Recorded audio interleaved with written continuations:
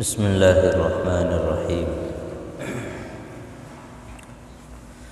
الحمد للہ رب العالمین والصلاة والسلام علی النبی الکریم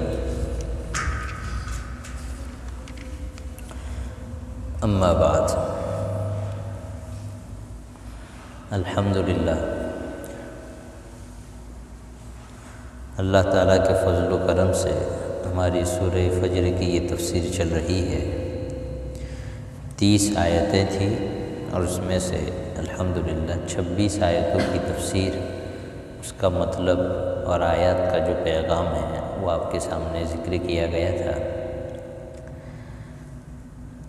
کل بات یہ چلی تھی کہ اللہ تعالیٰ نے اوپر جو انسان کی سوچ تھی مال کو لے کر کے کامیابی اور ناکامی کا مدار ہے، معیار ہے، کسوٹی ہے، تو اس کو اللہ تعالیٰ نے رد کیا تھا اور سمجھایا تھا کہ بھائی مال کوئی اصل چیز نہیں، مال ہو تو بھی آدمی جو ہے امتحان میں ہے اور مال نہ ہو تو بھی امتحان میں ہے۔ اصل جو کامیابی کی جگہ ہے، عزت اور ذلت کی جگہ ہے، اس جگہ کو اللہ یاد دلا رہے ہیں، اور وہ جو اصل عزت اور ذلت کے فیصلے ہونے ہیں، کامیابی اور ناکامی کے فیصلے ہونے ہیں، وہ کہاں ہوں گے؟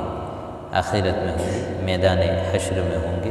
تو اللہ نے وہاں کے واقعات کی جانب اشارہ کیا تھا کہ جب زمین کو جو ہے پوری طرح کوٹ کر ریزہ ریزہ کر دیا جائے گا، اللہ تعالیٰ فیصلہ فرمانے کے لیے تشریف لائیں گے اور فرشتے سب بستہ ہو کر آئیں گے، جہنم لائی جائے گی، تو اس وقت جو ہے ایک گروہ جو اس دنیا میں ناکام ہے، کافر، ان کا حال بتایا قرآن نے کہ وہ جو ہے بڑے افسوس کے ساتھ کہیں گے کہ کاش ہم نے اس آخرت کی زندگی کے لیے کیا کر لیا ہوتا، کچھ نہ کچھ تیاری کر لی ہوتی۔ تو کافروں کا حال سنا دیا۔ عام مومنین کو بھی گنہگار ہے تو پچھتاوا ہوگا، اور عام مومنین کو تو کیا، جب حساب کتاب ہو جائے گا نا اور جنت والے جنت میں جائیں گے تو پل صراط کے بعد وقوف ہوگا، باقاعدہ لوگوں کو ٹھہرایا جائے گا، اور پھر جو ہے آدمی کو اس نے چاہے اس نے عمل اتنے اچھے کیے تھے کہ اس کے لیے جنت کا فیصلہ ہو گیا، اللہ تعالیٰ کے فضل سے اس کے لیے جنت کا فیصلہ ہو گیا، پھر بھی آدمی کو، جنتی کو بھی اس کی زندگی میں جو اوقات اس نے ضائع کیے تھے نا، وقت بیکار میں گزارا تھا،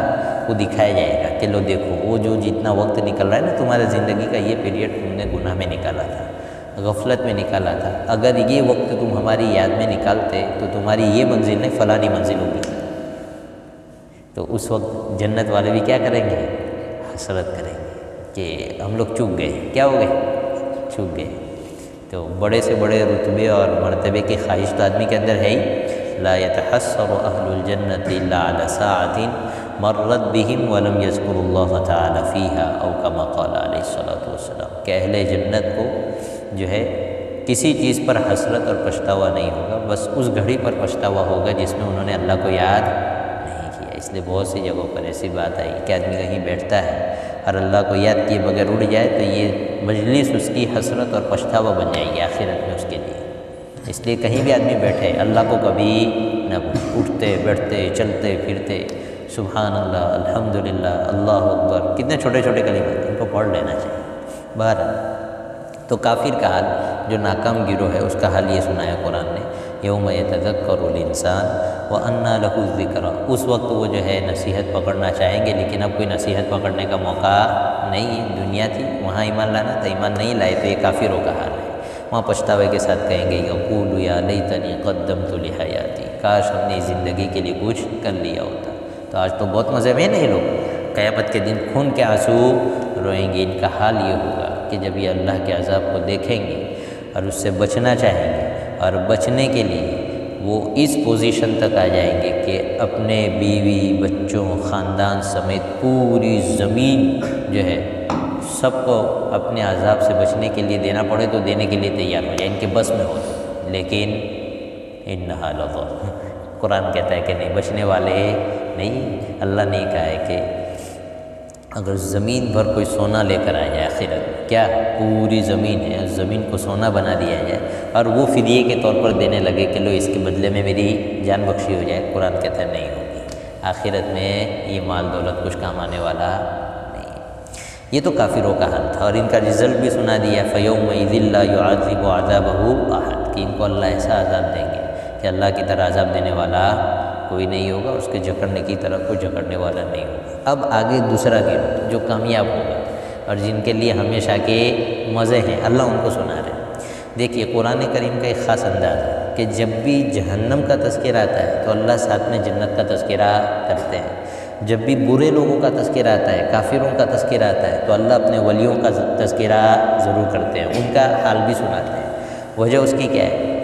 وجہ اس کی یہ ہے کہ دیکھیے میں نے اس سے پہلے بتایا تھا کہ اللہ کا عذاب ایسی چیز ہے کہ بے خوف ہونے والی چیز، بولو نا بھائی، نہیں ہے کہ آدمی بالکل بے خوف ہو کر پڑا رہے، بلکہ خاص طور سے جن کو اللہ کے ساتھ دوستی ہوتی ہے، ولی ہوتے ہیں جو اللہ کے مزاج کو جانتے ہیں، والذین هم من عذاب ربهم مشفقون، ان کی عادت قرآن کریم نے بیان کی کہ وہ ہمیشہ اللہ کے عذاب سے ڈرتے رہتے ہیں۔ اور اللہ کا عذاب ہے بھی ایسی چیز کہ آدمی کو کیا رہنا چاہیے؟ ہمیشہ ڈرتے رہنا چاہیے۔ ان عذاب ربهم غیر مأمون، بے خوف ہونے کی چیز نہیں۔ تو جب کافروں کے حالات سنائے جاتے ہیں نا تو ایمان والا ٹینشن میں، بولو بھائی، آ جاتا ہے کہ کہیں ہمارے حالات بھی خراب نہ ہو جائے۔ جیسے گھر میں ایک بدماش بچہ ہو اور ایک سیدھا شریف بچہ ہو، تو بدماش کو ابو ٹکاتے ہو تو جو شریف سیدھا ہے نا اس کی بھی سٹی پٹی گم ہو جاتی کہ کہیں میرے یہاں بھی بولا نا بھائی نہ آ جائے، ہوتا ہے کہ نہیں ایسے؟ تو یہاں ان کا حالات سنائے جا رہے ہیں، اللہ کا جلال ہے اس میں، تو ایمان والا بھی ٹینشن میں کہ کہیں اپنی کیا بنے گی، تو اللہ ان کو ریلیکس کر رہا ہے کہ آپ کو ٹینشن لینے کی ضرورت نہیں ہے۔ اب یہ تو کس کو سنا رہے ہیں؟ کافروں کو۔ رہا ایمان والا تو کہہ رہے ہیں ہم ان کے ساتھ بہت بڑی عزت والی جو ہے اور بہت رسپیکٹ والا معاملہ کرنے والے ان کے ساتھ۔ تو کہہ رہے ہیں ایمان والوں کے ساتھ کیا ہوگا؟ کہہ رہے ہیں یا ایتھا النفس المطمئنہ، جو ایمان والے ہوں گے ان سے تو کہا جائے گا اے وہ جان جو اطمینان پا چکی ہے، تو اپنے رب کی طرف لوٹ اس حال میں کہ تو بھی راضی، اللہ بھی راضی، میرے بندوں میں داخل ہو جائے اور میری جنت میں داخل ہو جائے، یہ بات کہی جائے گی۔ اب یہاں پر ہم ایک بات سمجھنی، قرآن نے کیا مخاطب کرتے ہیں نا تو خاص لفظ کیا چوائس کیا ہے؟ یا ایتھا النفس المطمئنہ، وہ جان جو اطمینان والی ہے۔ کیا مطلب؟ ہمارے اندر جو جان ہے نا، نفس ہمارا، یہ نفس 3 کیٹیگری کا ہے۔ کتنی کیٹیگری؟ 3۔ ایک ہے امارہ، ان النفس لامارۃ بالسوء، ایک امارہ، اور دوسرا ہے لوامہ، جس کی سورہ قیامہ میں اللہ نے قسم کھائی، لوامہ، اور تیسرا نفس ہے نفس مطمئنہ۔ امارہ کس کو کہتے ہیں؟ امارہ اس نفس کو کہتے ہیں جو ہمیشہ آدمی کو گناہ کے وسوسے ڈالتا رہتا ہے، گناہ کرو گناہ کرو گناہ کرو، ہمیشہ آدمی کو سوچتی ہے، تو کائی کی سوچتی ہے؟ گناہ کی سوچتی ہے۔ یہ ہے امارہ، بہت زیادہ جو ہے نفس کی طبیعت یہ ہے کہ وہ کہاں ابھارے گا ہم کو؟ گناہ پر ابھارے گا ہمیشہ یہ۔ مگر جس پر اللہ رحم فرما دے اور اس کو گناہ سے بچا لے تو اس کا معاملہ الگ ہے، لیکن اصل یہ ہے کہ نفس کیسا ہے؟ نفس کا معاملہ کیسا ہے؟ کتے کی دم ہوتی ہے نا جی، 10 سال بھی پائپ میں ڈال کے رکھو پھر نکالو تو یو ٹرن یو ایسا فوراً ٹیڑھی ہو جائے گی نا۔ بچھو کو کتنا بھی اچھا رکھو، مارے گا تو وہ ڈنکی ہے۔ تو نفس کی اصل حالت یہ ہے کہ وہ آدمی کو کہاں ابھارتا ہے؟ گناہ پر ابھارتا ہے۔ پھر آدمی گناہوں والے ماحول میں ہے تو یہ تو لے ڈوبتا ہے آدمی کو، کیا کرتا ہے؟ حتیٰ کہ بہت سی مرتبہ گناہوں کی وجہ سے آدمی ایمان سے محروم ہو جاتا ہے۔ کس سے؟ کیونکہ اس میں بھی اسٹیپ آتا ہے، پہلے گناہ کرتا ہے، ایمان والا ہے لیکن کیا کر رہا ہے؟ گناہ کر رہا ہے، پھر گناہ کر رہا ہے، گناہ کر رہا ہے، حتیٰ کہ وہ گناہ کو ہلکا سمجھنے لگتا ہے۔ کیا سمجھنے لگتا ہے؟ گناہ کو ہلکا۔ گانا سن لیا کوئی بڑی بات نہیں، اس میں واندھا کیا ہے؟ میں نے کہا تھا نا پہلے، تو یہ جو واندھا کیا والا جملہ ہے نا، یہ ہے گناہ کو ہلکا سمجھنا۔ کیا سمجھنا؟ اور 2 چیزیں ہیں، ایک ہے آدمی سے گناہ ہو جائے یہاں تو معافی مل جاتی ہے آدمی کو، اور ایک ہے گناہ کو ہلکا سمجھنا، یہ اللہ کی غیرت اور اللہ کے غصے کو دعوت دیتا ہے، اور اس کی وجہ سے کیا ہو جاتا ہے؟ آدمی ایمان سے محروم ہو جاتا ہے۔ شریعت کے کسی بھی حکم کو کبھی بھی غلطی سے چھوٹا، بولو بھائی، نہیں سمجھنے کا۔ چھوٹے جملے کبھی اس کا مذاق اڑا دیا بھول سے بھی تو ایمان کی خیر رائے کے برابر بھی ایمان ہوگا تو اس دنیا سے 10 گنا بڑی جنت مل جائے گی۔ لیکن اگر یہ ایمان ہی چلا گیا تو پھر ایسی جہنم ہے جہاں آدمی نہ جی سکتا ہے نہ مر سکتا ہے، بس تڑپتے رہو۔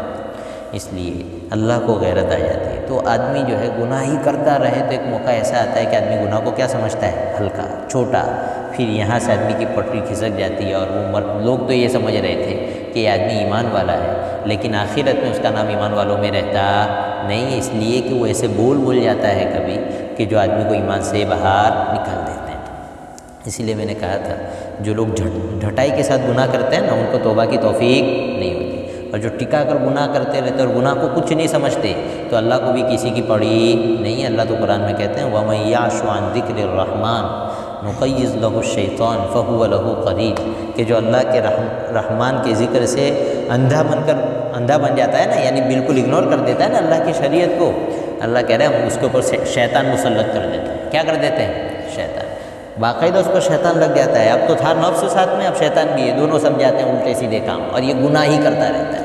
یہ بہت برا حال ہے بہرحال۔ لیکن جس کا نفس امارہ ہو، یعنی گناہوں کی دعوت دینے والا ہو، لیکن وہ اگر اچھی صحبت میں آ جائے، مثلا مسجد کی ایسی محفلوں میں بیٹھنے لگا، تعلیم میں بیٹھنے لگا، علماء سے اس کا تعلق ہو گیا، بزرگان دین سے تعلق ہو گیا، تو اب اس کو یہ احساس ہونے لگتا ہے کہ میں جو زندگی گزار رہا تھا اور ابھی گزار رہا ہوں، یہ زندگی میری رانگ ہے۔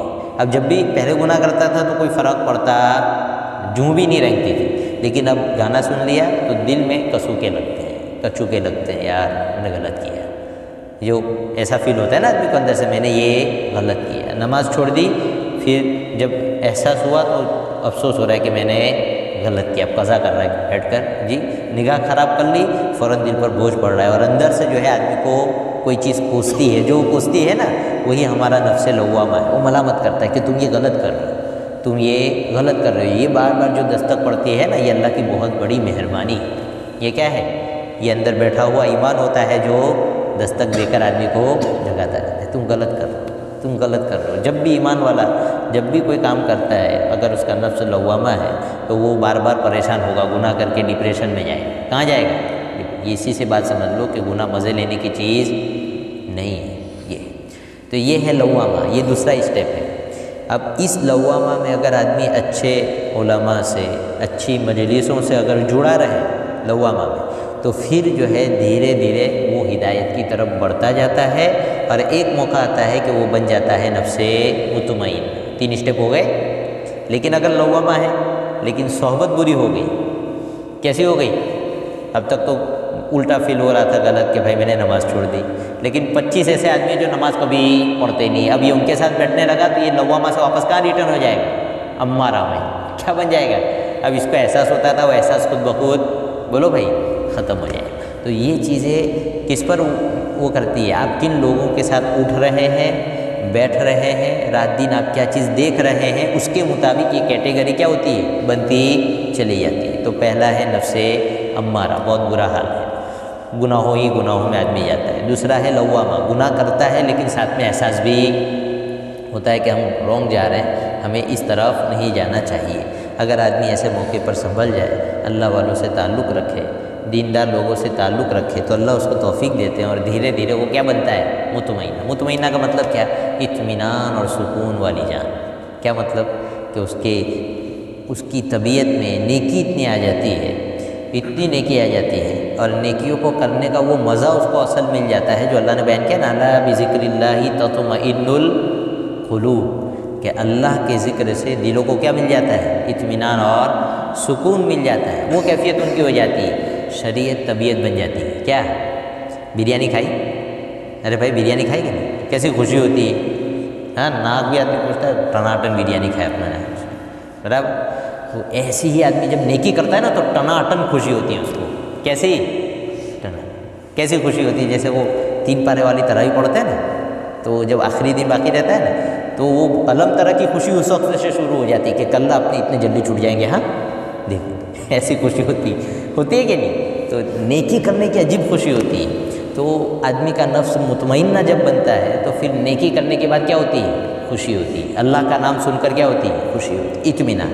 اور گناہ کا تقاضا اس کے اندر سے دب جاتا ہے۔ کیا ہوتا ہے؟ بولو بھائی، ختم نہیں ہوتا ہے، کیا ہو جاتا ہے؟ دب جاتا ہے۔ اب جب گناہ ہی نہیں کر رہا ہے تو وہ کچوکے بھی لگنے والے نہیں، اب گناہ ہے ہی نہیں زندگی میں، اب تو شان کے ساتھ بس جلوت ہو، خلوت ہو، سفر ہو، حضر ہو، بیماری ہو، صحت ہو، صبح ہو، شام ہو، دن ہو، رات ہو، ہر وقت کیا ہے؟ اللہ۔ دل میں کون بسا ہوا ہے؟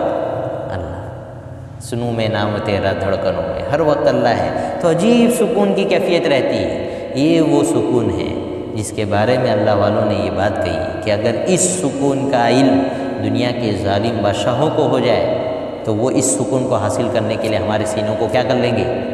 چاک کر دیں گے، پھاڑ دیں گے اس سکون کو حاصل کر۔ اتنا سکون رہتا ہے اللہ والوں کے یہاں پر، اور یہی اصل چیز ہے۔ ہم لوگوں کو ایسے سکون کی ضرورت ہے کہ نہیں ہے؟ ارے بولو بھائی، ہے کہ نہیں؟ اے سی کیوں لگاتا ہے؟ سکون سے پڑھے آدمی، نماز پڑھے، گھر پہ سکون سے سوئے آدمی، جی دکان پر سکون سے بیٹھ سکے آدمی، اسی لیے تو اے سی لگاتا ہے۔ اچھے شان والے کپڑے، اچھے مزے والے کھانے آدمی اسی لیے کھاتا ہے تاکہ اس کو کیا ملے؟ سکون۔ لیکن ہمارا حال کیسا ہے کہ سکون کی جو اصل چیز ہے اس کو لینے کی کوشش، بولو نہیں کرتے۔ اللہ نے سکون اپنے دین میں رکھا ہے۔ کس میں رکھا ہے؟ بولو بھائی، اپنے دین میں، اپنی یاد میں رکھا ہے۔ اللہ نے اپنے ذکر میں سکون رکھا ہے، لیکن ہم لوگوں کو سکون ملتا ہے؟ نہیں ملتا۔ اس کی وجہ ابھی بتاؤں گا کیوں نہیں ملتا ہے۔ دیکھیے ایک آدمی تھا، وہ ایک جگہ عمدہ وال کے کچھ ڈھونڈ رہا تھا رات میں، جہاں لائٹ چلی۔ دو آدمی اور آئے، کہا کیا ڈھونڈ رہا؟ بولے پیسے گھوم گئے تو ڈھونڈ رہی ہوں۔ بہت ڈھونڈا، ملا نہیں۔ تو کہا کب ڈھونڈے، کب گھومے تھے؟ تو کہا کہ ابھی گھومے ہیں۔ تو کہا مل نہیں رہے یہاں پر۔ پھر ایک عقل مند تھا، اس نے پوچھا کہاں گھومے تھے؟ بولے گھر میں گھومے تھے۔ بولے یہاں ڈھونڈ رہا ہے؟ تو بولے وہاں اندھیرا ہے۔ تو کیا روشنی میں ڈھونڈ لو یہاں، تب قیامت تک ملنے والے۔ بولو بھائی، تو وہ تو بیوقوف بن رہا ہے، دوسرے دو کو بھی عمدہ وال دیا، اس نے بیوقوف بنا دیا۔ ہمارا حال ایسا ہے کہ سکون اللہ نے رکھا ہے اپنی اطاعت میں۔ کہاں پر؟ اپنی دوستی میں، ذکر میں، تلاوت میں، نماز میں، دینداری میں، لیکن ہم ڈھونڈتے کہاں ہیں؟ دنیا داری میں۔ اب بولو بھائی ملے گا قیامت تک؟ یہ ہمارا یہ حال ہے۔ بھائی کمپنی طے کرے گی نا کہ مشین کس طرح چلے گی، یا کوئی اور طے کرے گا؟ یہ کس نے بنایا؟ تو اللہ طے کر رہا ہے نا، الا بذکر اللہ تطمئن القلوب، کہ لوگوں تمہارے ان دلوں کو سکون کہاں ملے گا؟ ہماری یاد۔ ہم کو کوئی سکون ملتا نہیں، اس لیے کہ ہمارا اللہ کے ساتھ عشق والا تعلق ہے، ورنہ جن کا تعلق بنا ہے وہاں تو اللہ کا نام آئے تو ان کے دلوں میں تو یوں جذبات پھوٹتے ہیں۔ قرآن کریم کی آیات پڑھی جائے تو ان کے دلوں میں سکون کی لہریں اٹھتی ہے، مزہ آ جاتا ہے، لیکن ہم کو آتا نہیں۔ جن کے اندر ہوتا ہے ان کو آتا ہے۔ کیسے آتا ہے؟ جیسے کہ میں بتاؤں، عشق کا معاملہ کیسے ہوتا ہے۔ ایک بادشاہ کے ساتھ ایک لڑکی کی شادی کر دی گئی، خوبصورت لڑکی تھی، شادی ہو گئی، لیکن دن بدن سوکھ رہی تھی۔ کیسے ہو رہی تھی؟ سب عیش کا سامان موجود ہے، راحت کی چیزیں موجود ہے، لیکن وہ ہے کہ سوکھ رہی ہے۔ تو بادشاہ کے بہت علاج وغیرہ بھی کرائے، لیکن کوئی دوا بھی کارگر نہیں ہو رہی تھی۔ بادشاہ کا ایک حکیم تھا، تو اس کو بھی بلایا گیا ہے، اسے بھی دیکھا، وہ تھوڑا عقل مند تھا دوسروں کے مقابلے میں، تو وہ معاملہ سمجھ گیا۔ تو اس نے کہا ٹھیک ہے، اس کا علاج میں کروں گا، اسے کہا مجھے تھوڑے دن کی مہلت دو۔ یہ گیا، اور یہ لڑکی جہاں کی تھی نا، وہاں کے پورے حالات اس نے معلوم کیے کہ اس لڑکی کا اس سے پہلے کہیں رشتہ ہوا تھا یا بولو نہیں ہوا تھا، اور رشتہ ہوا تھا تو کتنے رشتے آئے تھے، سب ڈیٹیل لکھا۔ اس کو پتہ لگا کہ کئی رشتے آئے تھے، بہت خوبصورت تھی، تو اور یہ وہ سب کچھ۔ پھر ایک دن اس نے بادشاہ سے کہا کہ اس کو میرے یہاں بھیجو، ایک لونڈی کے ساتھ میں اس کا علاج کروں۔ بھیجا۔ اب یہ جب وہاں بیٹھا اکیلے میں، تو اس نے بات چیت کی، وہ دوائیاں تو پہلے کھلا چکا، تو کچھ فائدہ تو ہو نہیں رہا تھا۔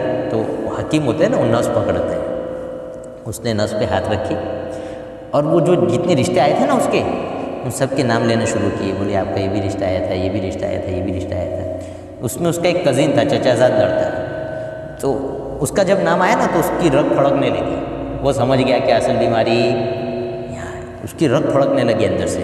اس نے کہا کہ تیرا دل وہاں لگا ہوا ہے نا؟ تو کہا میرا دل وہاں لگا ہوا ہے۔ تو وہ گھر تو کسی اور کا آباد کر رہی تھی، گھر کہیں اور بسا رہی تھی، لیکن دل کہیں اور بسا ہوا تھا۔ اس حکیم نے پکڑ لیا، اس نے کہا اس کا علاج اصل یہ۔ تو دیکھیں عشق ہوتا ہے نا، اندر سے ایسا پھڑکتا ہے۔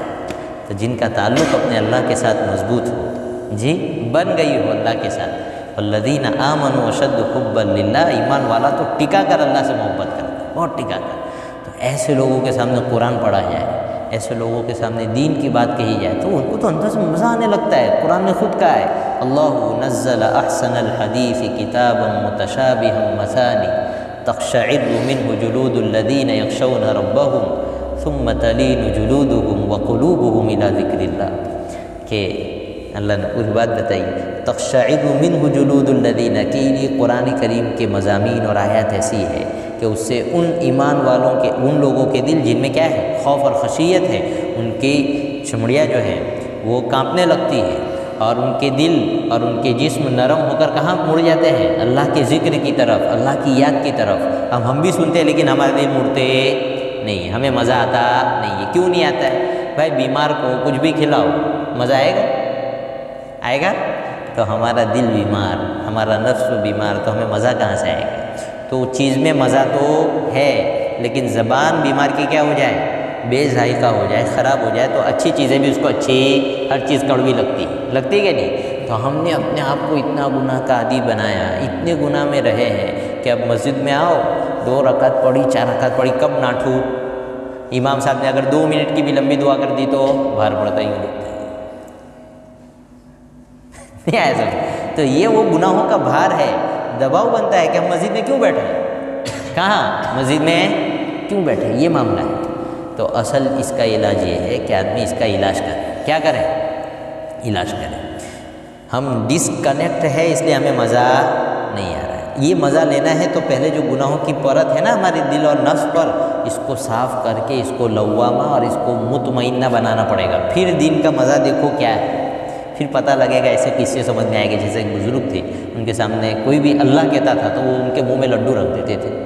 وہ سامنے والے کہتے تھے کہ یار آپ نے منہ میں لڈو کیوں رکھا؟ تو کہا تو نے میرے رب کا نام لے کر، میرے محبوب کا نام لے کر میرے دل کو میٹھا کر دیا، تو میں چاہتا ہوں میں تیرا منہ میٹھا کر دوں۔ یہ مزے تو اس وقت پتہ لگے گا، ہم کو تعلق بنے گا تب۔ بھائی ایک سیمنٹ والی دیوار آدھی بنی ہوئی ہے، اس کے اوپر آپ کو دوسری 5 اینٹیں لگانی ہے، تو ڈائریکٹ لگا دیں گے تو ٹکے گی؟ یا اوپر والی جو سیمنٹ کی بنی ہوئی وہ دیوار ہے، اس کی اینٹ سے آپ پہلے کیا ہٹائیں گے؟ وہ پرانی والی سیمنٹ ہٹائیں گے، پھر دوسری سیمنٹ لگائیں گے تو تعلق بنے گا نا، اس کے بغیر نہیں بنے۔ تو ہم جب تک گناہوں میں پڑے رہے، گناہ کرتے رہے، اور پھر دین کتنا بھی سنتے رہے، اچھی طرح اثر کرنے والا بولو نہیں، پہلے توبہ کرنی پڑے گی، پہلے اللہ والوں کے پاس جا کر اس دل کا کیا کرانا پڑے گا، علاج کرانا پڑے گا۔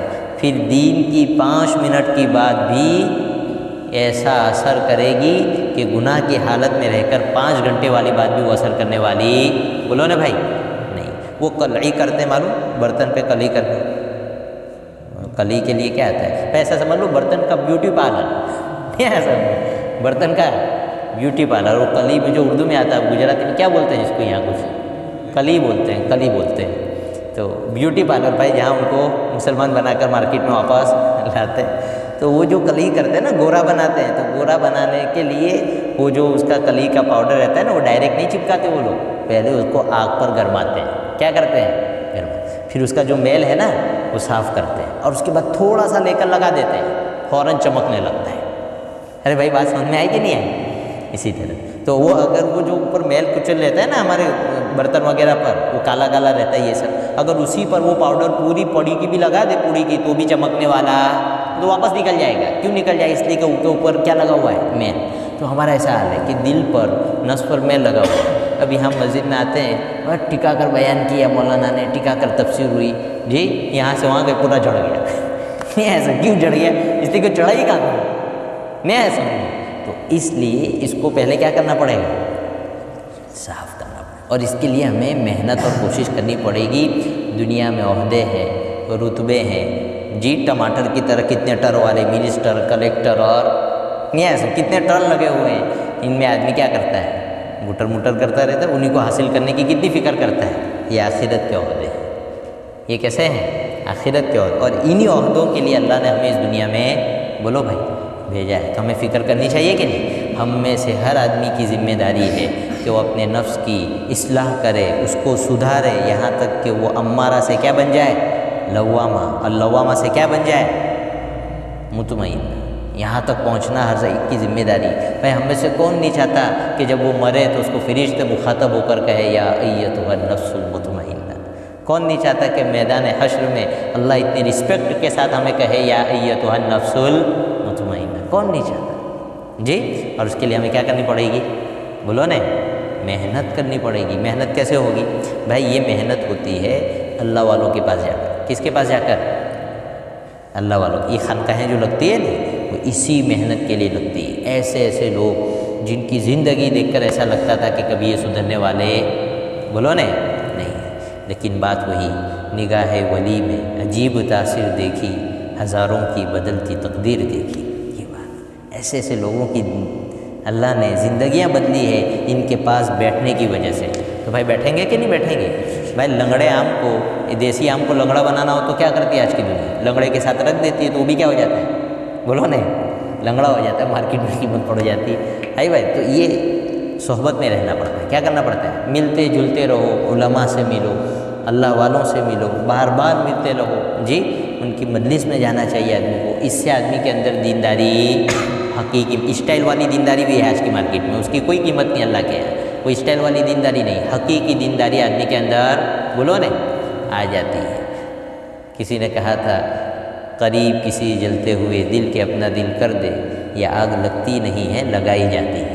بھائی بجھا ہوا انگارہ ہو نا، اور اس کے پڑوس میں جلتا ہوا انگارہ ہو، اور بجھے ہوئے کو پڑوس میں رکھ دو تو تھوڑی دیر کے بعد جلنے لگے گا کہ نہیں لگے گا؟ بس یہ یاد ہے، جو اللہ کے ساتھ دوستی کر کے بیٹھا ہو، اس کا دل اللہ پر فدا ہو، ایسے آدمی کے پاس بیٹھ جاؤ، دن رات میں اس کی ملاقات کرتے رہو، آنن فانن تمہارے اندر بھی بولو، میرے اندر اور آپ کے اندر بھی کیا وہ تعلق پیدا ہو جائے گا، خود بخود ہو جائے گا۔ تو بھائی کریں گے کہ نہیں؟ تب جا کر ہم کو یہ ملے گا، چونکہ نفس مطمئنہ آیا نا تو مجھے راستہ بتانا پڑے گا نا کہ کون سی مارکیٹ میں ملتا ہے۔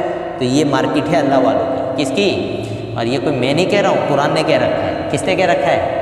قرآن آگے خود کہہ رہا ہے فَادْخُلِي فِي عِبَادِي، قرآن کہہ رہا ہے کہ میرے بندوں میں داخل ہو جائیں۔ علماء نے یہ لکھا ہے کہ اس کا مطلب یہ ہے کہ جس کو نفس مطمئنہ چاہیے اس کو دنیا میں اللہ کے ولیوں کے ساتھ کیا رکھنی پڑے گی؟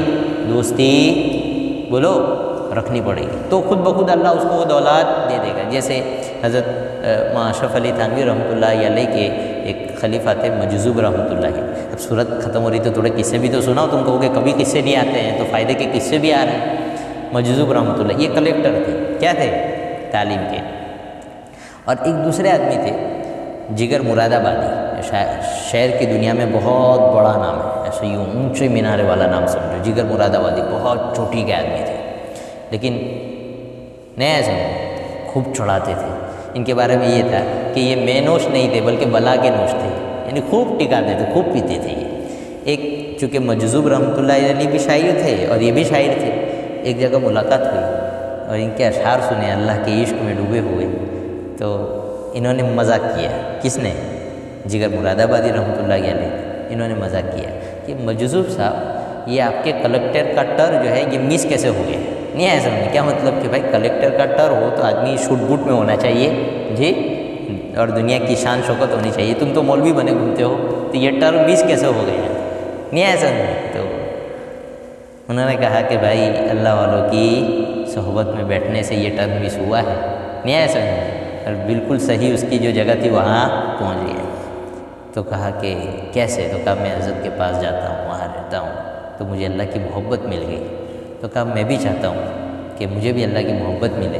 ہر مومن کے دل میں خوشی ہوتی ہے، کوئی زنا کے اڈے پر بیٹھا ہوا نوجوان ہے، اگر وہ ایمان والا ہے اس کی دل کی تہ میں اللہ کی محبت رہتی ہے، رسول کی محبت رہتی ہے، وہ ایک چنگاری ہوتی ہے جس کو جلانے کی ضرورت۔ یہ چنگاری کو شعلہ بنانے والے کون ہیں؟ اللہ والے ہیں، اہل اللہ ہیں، علماء ہیں، یہ لگاتے ہیں۔ تو انہوں نے کہا کہ میں آؤں لیکن میری ایک مجبوری ہے۔ کہا کیا مجبوری؟ کہا میں اس کے بغیر نہیں رہ سکتا، اب تم اتنی پوتر جگہ میں مجھے لے جاؤ لیکن میں اس بوتل کے ساتھ آؤں۔ کس کے ساتھ؟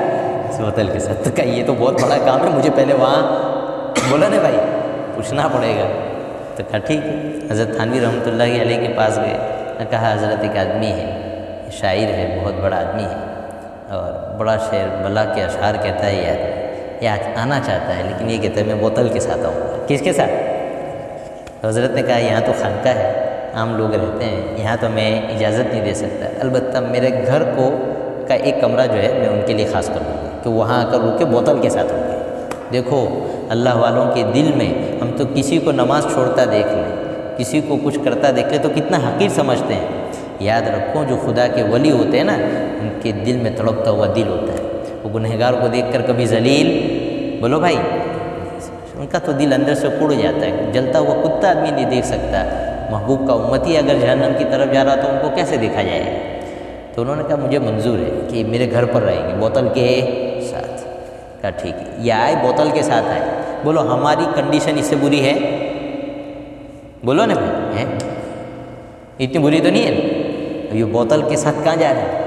خانقاہ جا رہے ہیں۔ ایسا سمجھو تو کہ کعبہ میں مورتی لے کے جا رہا ہو آدمی، کہاں پر؟ یہ کتنا برا ہوگا، اتنا خطرناک۔ گئے، حضرت نے کچھ نہیں کہا، ملاقات ہوئی، 1-2 ملاقات ہوئی، 3-4 ہوئی، بس کہا ہمارے پاس آتے رہو۔ وہ آتے جاتے رہے۔ تو ایک دن تنہائی میں بیٹھے تھے تو وہی بوتل یاد آئی۔ تو جب پہلی ملاقات ہوئی تھی نا، تب حضرت سے کہا تھا کہ حضرت میں آیا ہوں اس لیے کہ اب میرے لیے 3 دعائیں کر دیں۔ کہا ٹھیک ہے بولو۔ تو کہا پہلی دعا کہ اللہ میری شراب چھڑا دے۔ تو کہا کرتا ہوں، دعا کروں گا۔ کہا دوسری یہ کہ مجھے داڑھی اللہ رکھوا دے، دعا کرے میں داڑھی رکھوں گا۔ کہا ٹھیک ہے۔ اور تیسرا یہ کہ میرا ایمان پر خاتمہ۔ یہ 3 انہوں نے دعا کروائی تھی۔ ایک دن تنہائی میں بیٹھے تھے، جب یہاں سے گئے پہلی ملاقات کے بعد تو شراب کا تقاضا پیدا ہوا۔ تو کہا پی لوں؟ تو کہا نہیں پیوں۔ کہا پیوں؟ نہیں پیوں، اس میں سے۔ پھر انہوں نے سوچا کہ اگر میں پیوں گا تو اللہ کو ناراض کروں گا، میں ناراض نہیں کرنا چاہتا۔ اب یہ چیز ایسی ہے نا کہ آدمی کی طبیعت اس سے کیا ہو جاتی ہے، کنیکٹڈ ہو جاتی ہے۔ تو اچانک چھوڑی تو بیمار ہو گئے، ہاسپٹل سیدھے۔ تو ڈاکٹروں نے کہا پینی پڑے گی۔ کیا کہا؟ بولو نا، پینی پڑے گی، زندہ رہنا ہے تو پینی پڑے گی۔ تو دیکھو اللہ والوں کے ساتھ جب جڑتا ہے نا آدمی تو وہ بات پیدا ہو جاتی ہے آدمی کے اندر۔ تو انہوں نے کہا کتنی زندگی ملے گی؟ ڈاکٹروں نے کہا 10-15 سال گاڑی آپ کی چل جائے گی۔ تو کہا مجھے ایسی زندگی منظور بولو نہیں، میں مر جاؤں گا لیکن نہیں پیوں گا۔ کتنا بڑا حوصلہ! جو آدمی خانقاہ میں بغیر بوتل کے نہیں جا رہا تھا، اس آدمی کو پلائی جا رہی لیکن اب پی نہیں رہا۔ کہا نہیں، مر جاؤں گا لیکن نہیں پیوں گا۔ اسے اسی بیماری میں ان کا انتقال ہو گیا لیکن نہیں پی۔ توبہ تو پسند آئی نا اللہ کو یہ بات، تو وہ وہاں جانا پڑتا ہے۔ جیسے ایک چونٹی کا خیال تھا، ہم میں سے ہر ایک آدمی کا خیال ہے نا کہ میں اللہ کا ولی بنوں، مجھے نفس مطمئنہ ملے۔ کیا ملے؟ نفس ہے کہ نہیں؟ سب کا ہے کہ نہیں؟ لیکن ہمارا حال ایسا ہے کہ ہم گناہوں والے ماحول میں رہتے ہیں جی، بار بار قدم ہمارے کیا ہو جاتے ہیں، ڈگمگا جاتے ہیں، دل غافل ہو جاتا ہے۔ تو آسان راستہ ہے۔ جیسے ایک قصہ سناتا ہوں، کالپنک کیسا لیکن بات کو سمجھانے کے لیے۔ کہتے ہیں ایک چونٹی تھی، اس کو حج کرنا تھا۔ کیا کرنا تھا؟ حج کرنا تھا۔ بہت سالوں سے حسرت اور پچھتاوے میں بیٹھی تھی کہ اتنا لمبا چل کے کیسے جاؤں، اتنا بڑا ڈسٹینس کیسے طے کروں۔ ایک دن ایسا ہوا کہ بہت سارے کبوتر وہ جہاں رہتی تھی وہیں چل رہے تھے جی، تو وہ ایک کے پنجے پر بیٹھ گئے۔ ایک کبوتر گئے کہاں اڑ کر؟ کعبۃ اللہ۔ تو یہ بھی کہاں پہنچی؟ کوئی محنت لگی؟ تو جو آدمی اللہ والوں سے تعلق رکھے تو اس کے پر لگ جاتے ہیں۔ کیا لگ جاتے ہیں؟ پر۔ وہ اڑ کے جاتا ہے اللہ کی طرف۔ ارے بھائی بات سمجھ میں آ گئی کہ نہیں آ گئی؟ تو یہ راز ہے، ہم گناہوں سے نکلنا چاہتے ہیں، نفس کو مطمئنہ بنانا چاہتے ہیں کہ اللہ کی ذات کے سوائے کسی چیز میں اطمینان اور سکون نہ ملے، تو بس ہمیں اللہ والوں سے دوستی رکھنی پڑے گی۔ بس ایک ہی راستہ ہے اس کا، سمجھ میں آ گیا؟ اور ذکر کرے آدمی، چلتا پھرتا اٹھتا بیٹھتا، ورنہ یاد رکھے ہمارے ساتھ جو نفس لگا ہوا ہے نا، یہ اتنا خطرناک ہے کہ آنن فانن آدمی کو تباہ و برباد کر دیتا ہے۔ کیسے؟ آنن فانن۔ اس لیے دیکھیے دنیا کا دشمن تو تھوڑا اسکوپ چھوڑتا ہے، تھوڑا سا ڈسٹینس دیتا ہے آپ کو تیاری کرنے کا، لیکن نفس یہ موقع نہیں دیتا۔ اس لیے حضور نے کیا دعا کی تھی؟ حضور نے یہ دعا کی تھی، یا حی یا قیوم لا الہ الا انت برحمتک استغیث اصلح لی شانی کل ولا تکلنی الی نفسی طرفۃ عین۔ کتنی بڑی بات کہی ہے۔ جو دعا کا آخری حصہ ہے نا، اس کو میں اس کا ترجمہ کر رہا ہوں کہ اللہ تو مجھے آنکھ جھپکنے کے برابر بھی، پلک جھپکنے کے برابر بھی میرے نفس کے حوالے مت کرنا۔ اسے سوچو نا کہ دشمن کتنا خطرناک ہے یہ۔ اس لیے ہمیں کہا گیا ان اعداء عدوک فی جنبک، کہ تمہارا سب سے بڑا دشمن جو ہے تمہارے پہلو میں بیٹھا ہوا ہے، یعنی نفس۔ اس کی پوری بھائی شیطان کو شیطان کس نے بنایا ہے؟ نفس نے بنایا۔ کس نے بنایا؟ نفس نے۔ شیطان ابھی قید ہو گیا، رمضان میں گناہ ہوتے کہ نہیں، نمازیں قضا ہو جاتی کہ نہیں، روزے چھوٹ جاتے کہ نہیں، کون بیٹھا ہے؟ نفس ساتھ میں لگا ہوا ہے۔ تو یہ ہمیں بخشنے والا نہیں ہے، یہ ہمیں قتل کرے اس سے پہلے اس کو اللہ کے نام پر بسم اللہ ہی بولو، اللہ اکبر کرو بھائی، سمجھ آیا؟ جو اس کو بسم اللہ ہی اللہ اکبر کرے گا وہ اللہ کا ولی بن جائے گا۔ کسی نے کہا تھا جنت کتنی دور ہے؟ کہا ایک قدم اپنے نفس پر رکھو اور دوسرا قدم کہاں ہے؟ جنت میں۔ یہ چیز ہے۔ تو بہرحال کہنے کا خلاصہ یہ ہے کہ آدمی کا جو نفس ہے اس کی کیٹیگری کتنی ہے؟ امارہ، لوامہ اور مطمئنہ۔ یہ مطمئنہ والا نفس لے کر جانا میری اور آپ کی ذمہ داری، اور اس کی کیا کہتے ہیں تدبیر کیا ہوگی؟ ہم کس سے دوستی رکھیں؟ نیک لوگوں سے، اسٹیپ بائی اسٹیپ اپنے سماج میں جو نیک لوگ ہیں ان سے ملتے جلتے رہے، نمازی لوگوں سے، جماعت کے پابند لوگوں سے، علماء سے، مسجد کے امام صاحب سے باتیں آدمی بار بار چلتے پھرتے پوچھتا رہے، بھائی دیکھو یہ تو زندگی ہے، نکل جائے گی، میری بھی نکل جائے گی، آپ کی بھی نکل جائے گی، شنکر لال کی بھی نکل جائے گی، عبد الغفور کی بھی نکل جائے گی، بھائی سمجھ میں آ گئی؟ لیکن آخرت میں نکلنے والی بولو نہیں، تو اس کو بنائیں، قیمتی بنائیں۔ کیسا بنائیں؟